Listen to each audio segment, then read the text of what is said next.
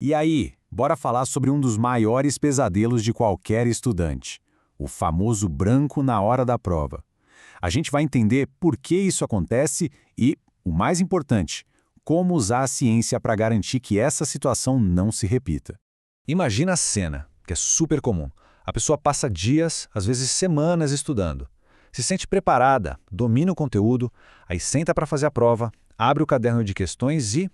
puf, nada. Um vazio total na mente. É uma sensação horrível, né? Uma frustração imensa. A informação está ali, em algum lugar da cabeça, mas a porta de acesso parece que simplesmente emperrou. O mais curioso é que isso não tem nada a ver com falta de inteligência ou de estudo. É uma reação puramente biológica do nosso corpo. Ok, então vamos mergulhar nisso. Para a gente vencer um inimigo, primeiro a gente precisa conhecer ele, certo? O que exatamente acontece dentro do nosso cérebro quando a gente está sob o estresse de uma prova importante? Bom, quando a ansiedade sobe, o cérebro interpreta a situação como uma ameaça real. Ele ativa um estado de alerta máximo, aquela famosa resposta de lutar ou correr. E nesse modo de sobrevivência, a prioridade dele é, sobreviver. Não é recuperar aquela fórmula de física super complexa. A memória, coitada, acaba ficando em segundo plano. E o principal culpado dessa história toda tem nome: cortisol. Estudos mostram que picos desse hormônio do estresse, bem na hora do vamos ver, agem como um bloqueador seletivo. Ele não apaga o que a gente aprendeu, mas ele atrapalha especificamente a nossa capacidade de recuperar essa informação. Pensa assim: é como se a biblioteca estivesse lá, intacta, mas o bibliotecário que busca os livros simplesmente sumiu. E para piorar tudo, aquela ideia de virar a noite estudando antes da prova é, na verdade, um tiro no pé. O sono é fundamental. É durante o descanso que o cérebro organiza as informações do dia, consolida tudo e transforma um aprendizado de curto prazo em memória de longo prazo. Passar a noite em claro só sobrecarrega o cérebro e aumenta ainda mais o estresse. Certo. Então, se o problema é uma reação ao estresse, como a gente pode, digamos, blindar nossas memórias contra ele? A resposta que a ciência dá é surpreendentemente simples: treinar o ato de buscar informação. Muita gente estuda de forma passiva. Sabe como é? Reler, grifar o texto, assistir a videoaulas. Isso até cria uma sensação de que a gente está aprendendo, mas na verdade não fortalece a memória. Já o estudo ativo, por outro lado, força o cérebro a trabalhar.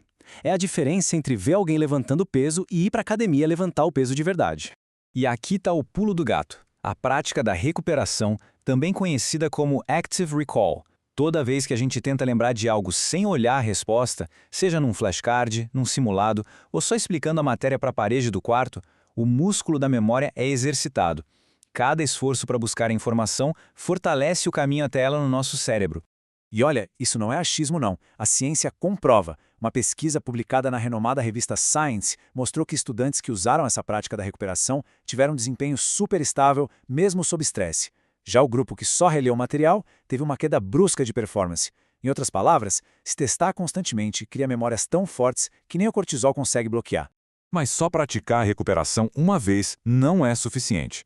Para a memória grudar de vez para valer, a gente precisa de um segundo ingrediente: o tempo.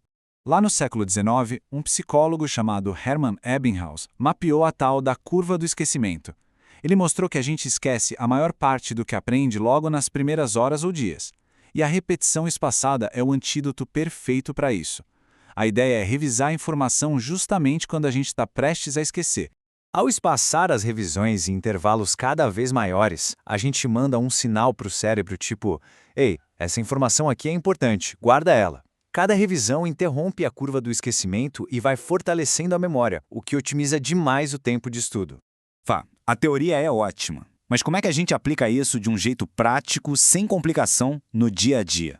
As ferramentas são bem simples e muito poderosas. Flashcards, aqueles cartões de pergunta e resposta, são perfeitos para praticar a recuperação. Fazer simulados de provas antigas treina o cérebro em condições parecidas com as da prova real. E uma das técnicas mais eficazes é simplesmente tentar explicar o conceito em voz alta. Se a gente consegue explicar para alguém, é porque a gente entendeu de verdade.